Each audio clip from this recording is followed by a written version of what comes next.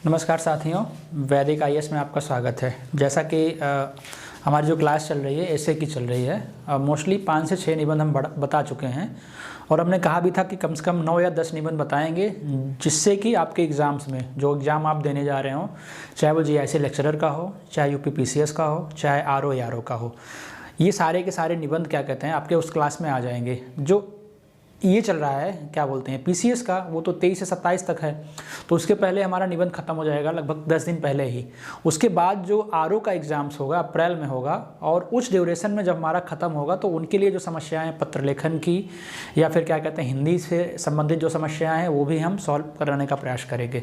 अब 3-4 निबंध हमारे जो बचे हुए हैं, जैसे कि एक सबसे अच्छा टॉपिक बचा हुआ है डिजास्टर मैनेजमेंट का, ठीक है, आपदा प्रबंधन। ठीक, तो इसको कई तरह से पूछ सकता है। एक तो मैंने बता दिया कि कोरोना महामारी, एक मैंने बता दिया आपको कोरोना महामारी, और क्या कहते हैं एक आपदा के रूप में इस तरह का। तो हो सकता है कि आपदा से उसको भी रिलेट कर दे, या फिर बाढ़ सूखा जो भी समस्याएं होती हैं अभी सामने आएगा। तो मतलब आपको एक टेक्निक डेवलप कर देंगे कि जैसे मेरा एक थॉट चलता है कि 80% वहीं करना रहेगा, 20% जो निबंध पूछेगा आपदा में इंक्लूड करके वो आप इंक्लूड कर दीजिएगा बस। ठीक है, इससे क्या होगा कि आप 80% मैं आपको बता दूंगा एक निबंध के माध्यम से, जो 20% होगा वो अपने विचारधारा से अपने तरीके से आप उसको पूरा कर लीजिएगा। तो पहले आपको एग्जामिनर को समझाना पड़ेगा ना कि आपदा प्रबंधन पढ़ने के लिए या समझने के लिए या फिर लिखने के लिए क्या क्या चीज़ें मायने रखती हैं। ठीक है, जैसे कि आपदा क्या है, ठीक है, और उसको समझाओगे आप कि आपदा प्रबंधन क्या है। जब आपदा और आपदा प्रबंधन को आप समझ जाओगे तब क्या कहते हैं, तभी तो आगे समझा पाओगे। उसके बाद फिर ये आपदा प्रबंधन किस रूप में होता है, या इसके कितने प्रकार होते हैं, किस रूप में होता है ये, ठीक है, और ये किन कारणों से, इसी के साथ कारण की चर्चा कर लेंगे कि ये किन कारणों से उत्पन्न होता है, समस्याएं आती हैं। और फिर आपदा प्रबंधन में सबसे इम्पॉर्टेंट है कि भारत की स्थिति क्या है, भारत की स्थिति क्या है, और उसके बाद सरकार द्वारा जो प्रयास किए जा रहे हैं ये हो गया ओवरऑल आपदा प्रबंधन की स्थिति। अब अगर आपदा प्रबंधन कृषि के रूप में, भूकंप के रूप में, सुनामी के रूप में, भूस्खलन के रूप में कुछ भी पूछ ले तो आपको इन चीज़ों को लिखना ही लिखना पड़ेगा। इनसे संबंधित जो भी सरकारी योजनाएं होंगी आपको लिखना ही लिखना पड़ेगा। और उस संबंधित टॉपिक में जैसे एग्रीकल्चर से, सुनामी से, बाढ़ से कुछ भी पूछे तो उसको आपको अंत में मेंशन करना पड़ेगा, या उसके बारे में आपको स्पेशली लिखना पड़ेगा। ठीक है, तो आइए एक एक करके इन टॉपिक का चयन करते हैं। लिखने का तरीका हमने आपको बता दिया कि आप क्या कहते हैं, हाल ही में कोई घटना घटी हो आपदा की तो आप उससे शुरू कर सकते हो। जैसे कि अभी रूस और यूक्रेन का विवाद चल रहा है, ये भी एक तरह की आपदा है, तो इन सब चीज़ों को भी क्या कहते हैं आप मेंशन कर सकते हो। या कोई बाढ़ आई थी उसके बारे में लिख दीजिए, कहीं भूकंप आया है तो वो उस करंट इशू से शुरू कर सकते हैं। उसके अलावा शुरू करने का जो हमारा तरीका है, किसी के कोटेशन से शुरू कर सकते हैं ना। ये सारी चीज़ें हमने आपको बता दिया है।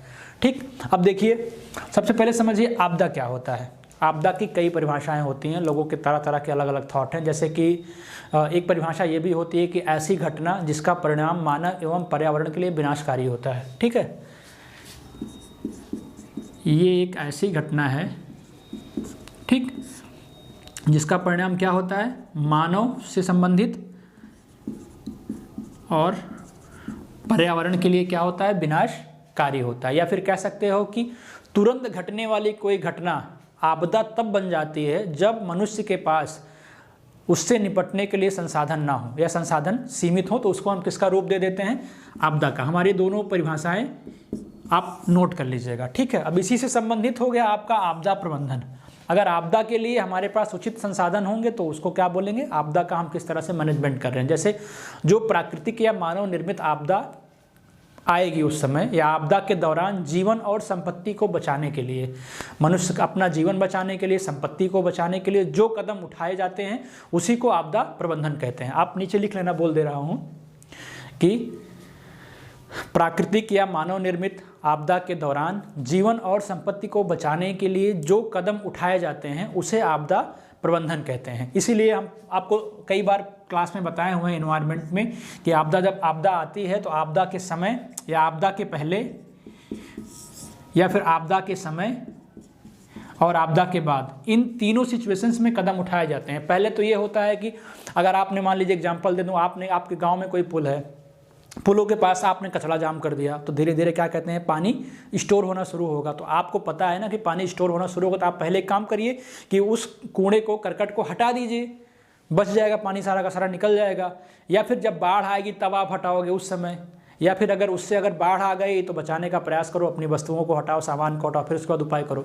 तो बहुत सारी चीज़ें होती हैं, अभी धीरे धीरे समझने का हम प्रयास करेंगे। तो एक बेसिक एग्जाम्पल ये हो गया, जैसे कि हम लोग पृथ्वी पर रहते हैं, हमारा वायुमंडल हो गया, तो इस तरह से समझना पड़ेगा कि पृथ्वी पर अगर हम रहते हैं तो कौन कौन सी चीज़ें पृथ्वी पर हैं जिनसे संबंधित समस्याएं अपने आप आएंगी, तो उसको हम आपदा का रूप देंगे उस निहित में। जैसे कि कह सकते हैं कि पर्यावरण, हमारे पर्यावरण में क्या है, ज़मीन है, नदी है, पहाड़ है, जंगल है, रेगिस्तान है, इन सब चीज़ों से हमारा जो है पृथ्वी का आवरण ढका हुआ है, या हमारा पर्यावरण इन सब चीज़ों से ढका हुआ है, जिसे प्रकृति कहते हैं। इन्हीं चीज़ों को मिला के हम क्या बोलते हैं, प्रकृति बोलते हैं, नेचर बोलते हैं, जो मनुष्य नहीं बनाता है।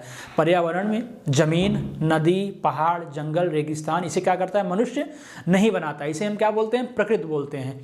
यह जितनी शांत है, समझना पड़ेगा आपको कि प्रकृति जितनी शांत है उतनी आक्रामक भी है। अगर शांत प्रकृति सबको अच्छी लगती है, समझिएगा, जो शांत प्रकृति होती है वो सबको अच्छी लगती है, लेकिन यही प्रकृति जब अत्यंत विनाशकारी रूप धारण कर लेती है तो सबके लिए क्या होती है, समस्या बन जाती है। जैसे कि आप जोड़ सकते हो, जो मैं बोल रहा हूँ यहीं आपको लिखना पड़ेगा। जैसे कि मनुष्य क्या कहते हैं, तकनीकी क्षेत्रों में बहुत बड़ी तरक्की हासिल कर लिया, बहुत सारी चीज़ों को नियंत्रण करने का गुण तो मनुष्य के अंदर आ गया, लेकिन बहुत सारी चीज़ें ऐसी भी हैं जिसका मनुष्य नियंत्रण आज भी नहीं कर पा रहा है।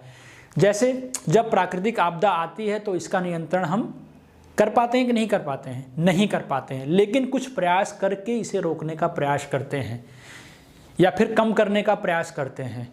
और समझिए, इसी से जब कोई आपदा आती है तो जीवन, पारिस्थितिक तंत्र को प्रभावित करती है, ठीक है।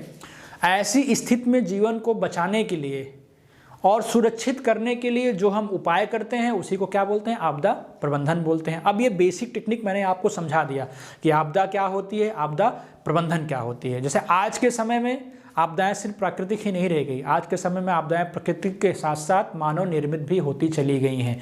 जैसे कि दो फॉर्म में डिवाइड कर दूंगा, तब आपको समझ में आ जाएगा कि प्राकृतिक कौन कौन सी है, मानव निर्मित कौन सी हैं। हो सकता है एग्जामिनर बेसिक चीज़ें ना पूछ के आपसे उन्हीं चीज़ों में से किसी एक टॉपिक को पूछ ले, ठीक है, और उन्हीं को आपको मेंशन करना पड़े 20% में। जैसे कि प्रकार में प्राकृतिक हो गया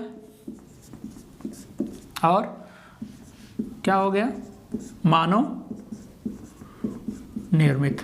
ये दो तरह की आपदाएं हो गई। प्राकृतिक में आप स्वयं बता दोगे कौन कौन सी हैं, भूकंप है, बाढ़ है, ज्वालामुखी है, तूफान है, नोट करते चलिए। भूकंप है, बाढ़ है, ज्वालामुखी है, तूफान, सुनामी, आप लिखते चलिए।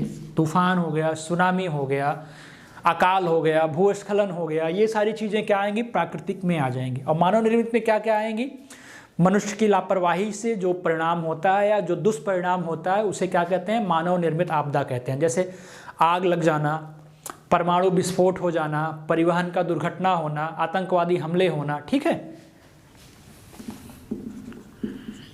ठीक, आतंकवादी हमले होना, आग लग जाना।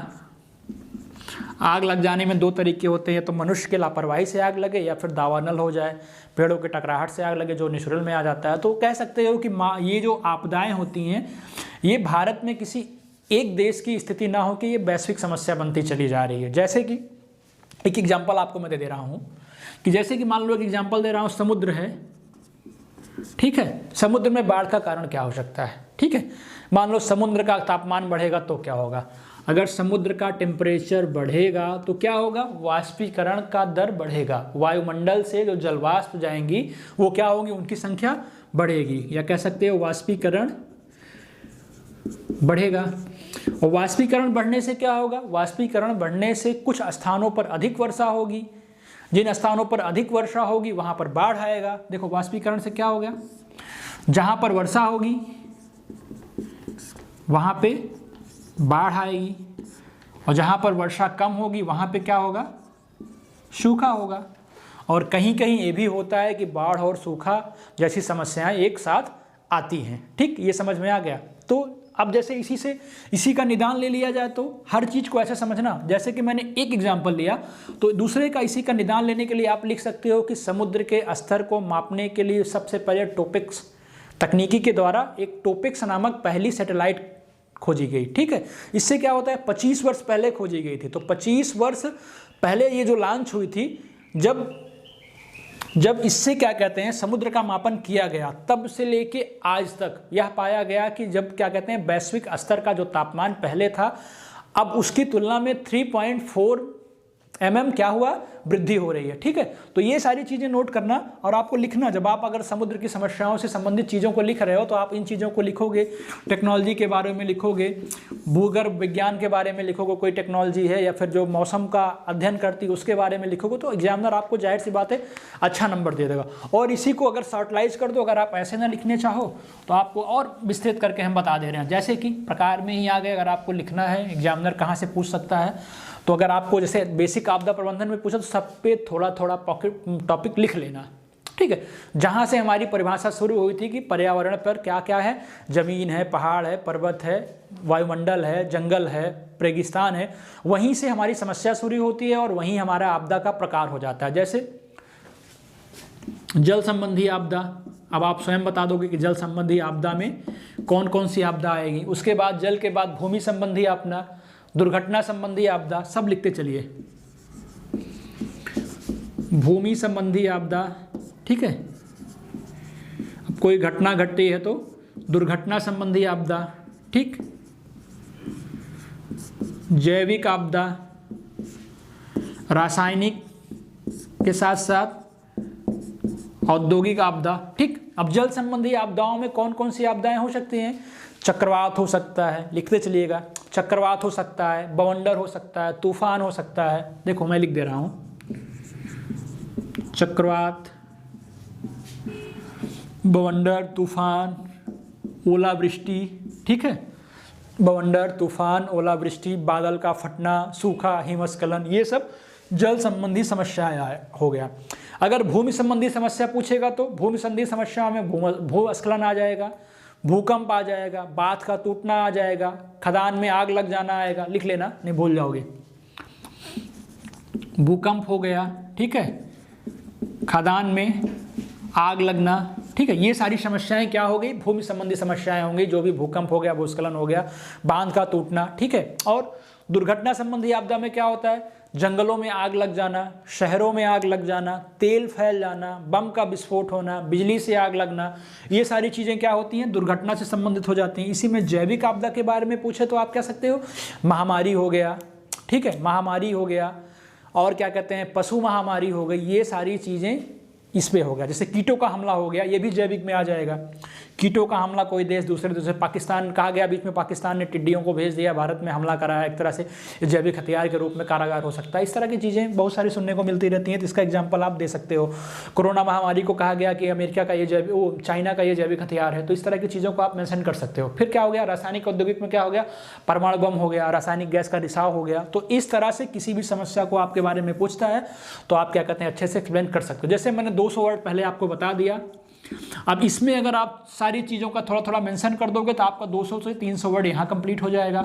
उसके बाद फिर आप क्या करें, यहीं पे आपका वो खत्म नहीं होता। फिर मैंने आपको क्या टॉपिक दिया था कि आपदा में भारत की स्थिति क्या है, आपको उसका भी मेंशन करना पड़ेगा कि आपदा में भारत की स्थिति में कुछ टॉपिक्स को नोट कर लेना और कुछ घटनाओं का मेंशन कर देना। इस तरह की चीज़ों को आपको मेंशन करना पड़ेगा। जैसे कि अगर भारत की स्थिति की बात की जाए तो कह सकते हो कि जो भारत है, क्या है, भारत है, जैसे जलवायु परिस्थिति के कारण क्या होता है, यहाँ का जो पारितंत्र है, यहाँ का जो पारितंत्र है उष्णकटिबंधीय क्षेत्रों में भारत स्थित है।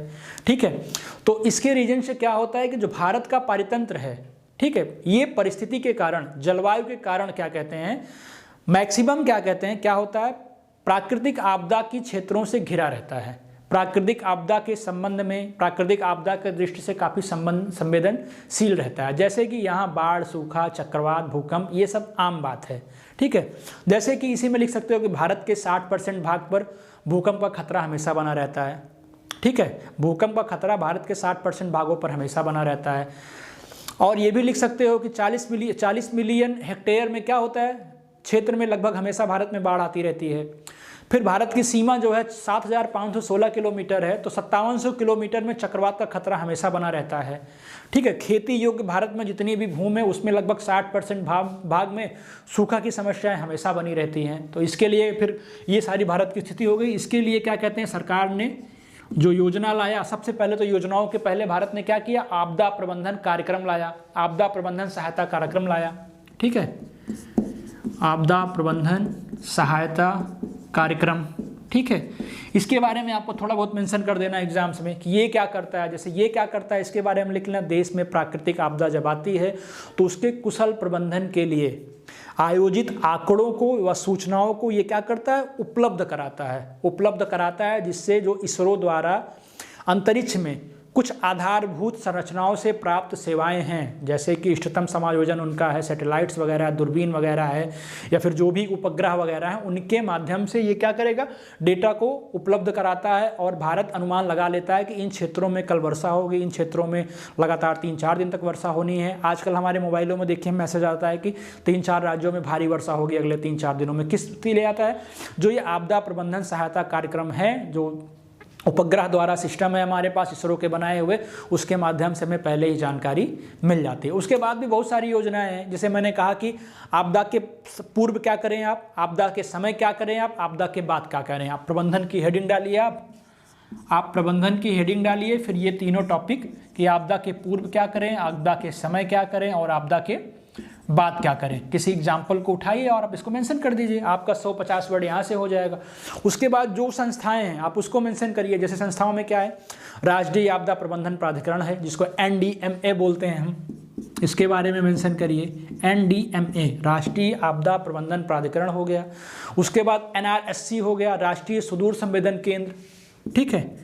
NRSC राष्ट्रीय सुदूर संवेदन केंद्र, हर चीज़ों से अलग अलग चीज़ें हैं, ठीक है, सबको आपको नोट करना पड़ेगा।